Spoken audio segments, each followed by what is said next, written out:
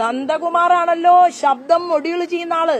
കേരളത്തില് ഈ കഴിഞ്ഞ 6 മാസം മുമ്പ് ഞങ്ങളുടെ തന്നെ ദേശീയ വനിതാ കമ്മീഷൻ ചെയർപേഴ്സൺ അവരന്വേഷിച്ച അന്വേഷണത്തിൽ മനസ്സിലായത് മമ്മൂട്ടിയുടെ ശബ്ദം മൊഡ്യൂൾ ചെയ്തിട്ടുണ്ട്. ഇതല്ല, ശോഭാ സുരേന്ദ്രന്റെ ശബ്ദം ആർട്ടിഫിഷ്യലായിട്ട്, വീഡിയോ വരെ ആർട്ടിഫിഷ്യലായിട്ട് ഉണ്ടാക്കാൻ പറ്റുന്ന നാട്ടിലാണ് ഞാനും നിങ്ങളുമൊക്കെ ഇപ്പൊ ജീവിക്കുന്നത്. എന്റെ ശബ്ദം വരെ ഉണ്ടാക്കാൻ സാധിച്ചിട്ടുള്ള ഒരുത്തനാണ്.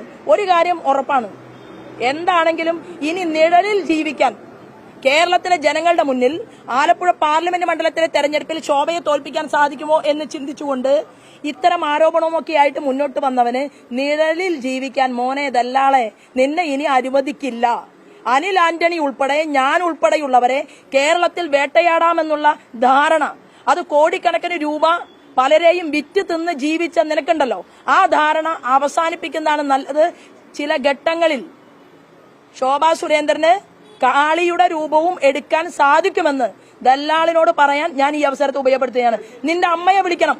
നിന്റെ അമ്മയെ വിളിച്ച് നിന്റെ അമ്മയുടെ പിറന്നാൾ ദിനത്തിൽ നീ കേരളത്തിന്റെ പൊതുസമൂഹത്തോട് പറയാൻ ആഗ്രഹിച്ചത് 100 പെൺകുട്ടികൾക്ക് സൗജന്യ വിദ്യാഭ്യാസം കൊടുക്കുമെന്നാണ്. ആ അമ്മ ജീവിച്ചിരിക്കുന്നുണ്ടല്ലോ, അമ്മയെയും എന്നെയും ഒന്ന് നീ ഒരുമിച്ചിരുത്തണം. ഇങ്ങനെ ഒരു കുരുത്തം കെട്ട മകൻ എങ്ങനെ ഉണ്ടായി എന്ന് ഞങ്ങൾക്കിടയിൽ ആ അമ്മയ്ക്ക് സംസാരിക്കേണ്ടി വന്നിട്ടുണ്ടെങ്കിൽ നിന്റെ പണി പരിപാടികൾ അതെല്ലാം വളരെ